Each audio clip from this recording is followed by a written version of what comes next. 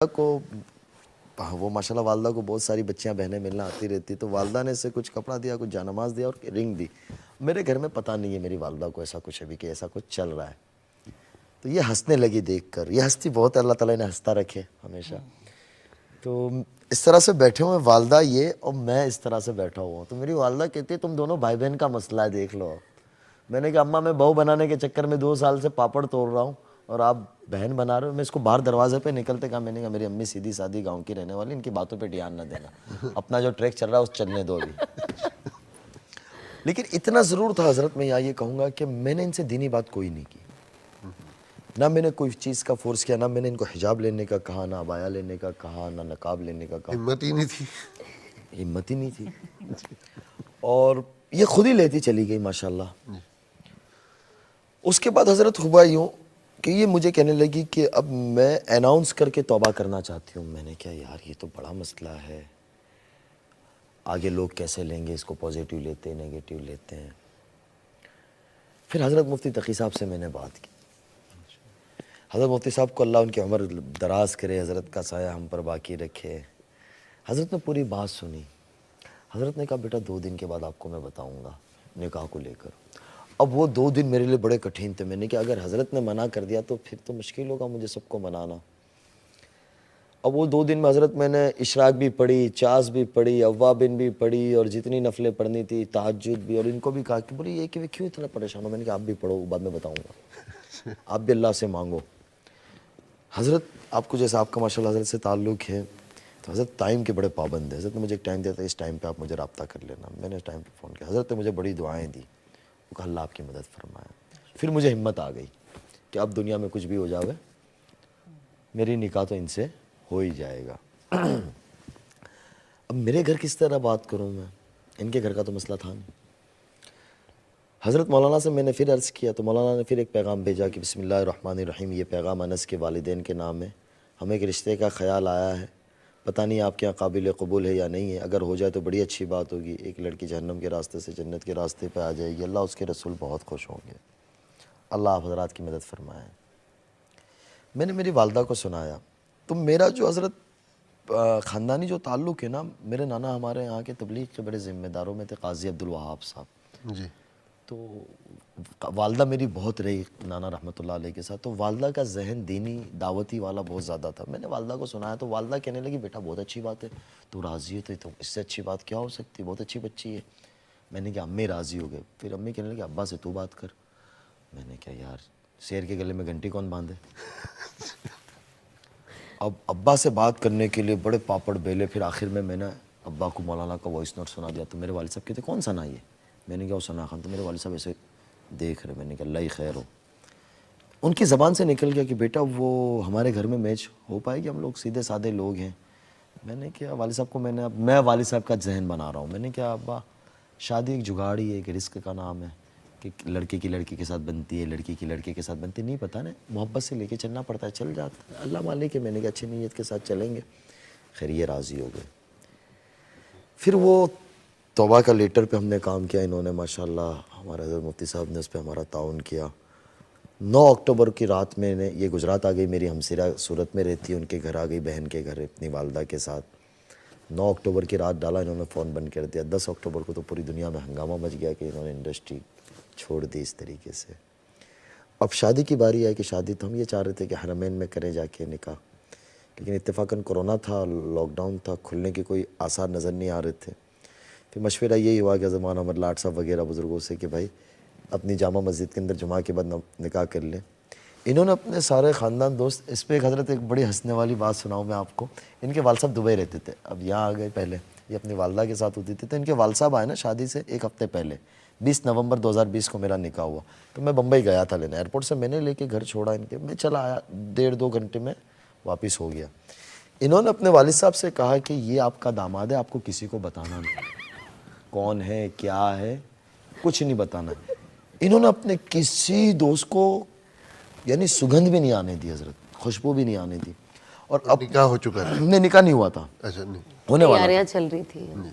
और इनके रिश्तेदारों को इन्होंने कहा कि बेंगलोर में निकाह है, लड़का बेंगलोर का है। इन्होंने सबका रुख उस तरफ मोड़ दिया। जब इन्होंने सबको टिकटें भेजी गुजरात आने की, उस रात पता चला कि गुजरात में है, सूरत के पास। और फिर वहाँ लड़के गाड़ियाँ लेके लेने गए थे। तो जुमा के दिन 1-2 दिन पहले आमतन हमारे यहाँ इंडिया वगैरह हमारे बरसगीर में ये होता है कि लड़का बारात लेके जाता है, ये अपने कुछ रिश्तेदार दोस्तों के साथ। इसको मैंने गुजराती बुला लिया था।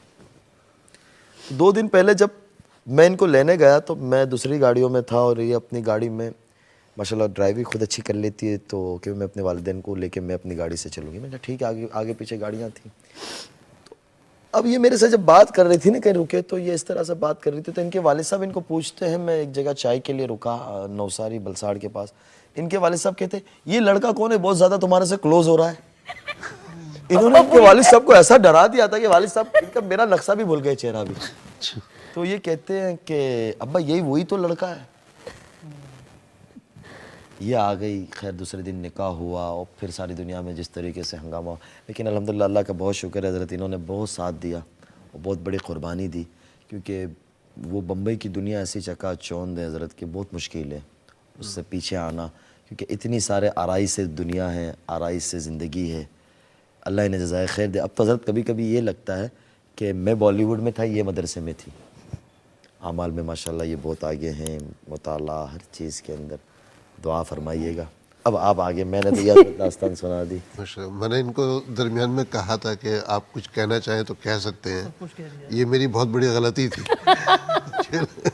लेकिन बहरहाल आज माशाल्लाह वो बातें सामने आ गई जी माशाल्लाह। जो शायद 2 साल से लोग सुनना चाह रहे थे, तो मैं अपनी सआदत भी समझता हूँ कि ये बात खुलकर हम दोनों साथ में बैठकर इकरा पे हमने की है। जी माशाल्लाह जो है। और मैंने जैसे कहा था आज पोस्टमार्टम करना आप कर चुके हैं जी माशाल्लाह। कॉलेज भी माशाल्लाह आ रही है, कॉलेज भी लेंगे, मतलब इंग्लिश में भी इकरा बंगला के ऊपर भी अगर कुछ बातें हो जाए इससे करवा लें आप।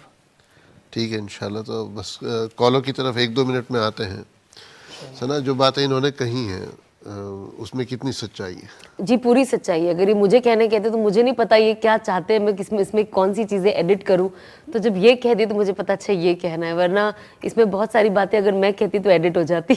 शादी के बाद हजरत हुआ एक यहाँ लाइव है सारा। हाँ इसके लिए तो एक चीज़ हजरत मैं सुनाता हुआ चलूँ। वैसे बिला तकल्लुफ आप बोल सकते हैं, ये चैनल कोई देखता नहीं है। नहीं नहीं अस्तगफुरुल्लाह हजरत, आप है ना, आपने ये जो हमारी काम आपस किया, में ही गुफ्तगू ये जंगल में मंगल किया हुआ है मेरे हजरत। आपने, अल्लाह ताला आपको बहुत सलामत रखे। मेरी शादी हुई ना, उसके बाद इंडस्ट्री वाले काफ़ी दोस्त अहबाब मुझे कहने लगे, बड़े एक्टर्स, कि यार ये मुफ्ती, गूगल के ऊपर 2 दिन सबसे ज़्यादा हाईलाइट में रहा था मुफ्ती लफ्ज़, कि ये है कौन।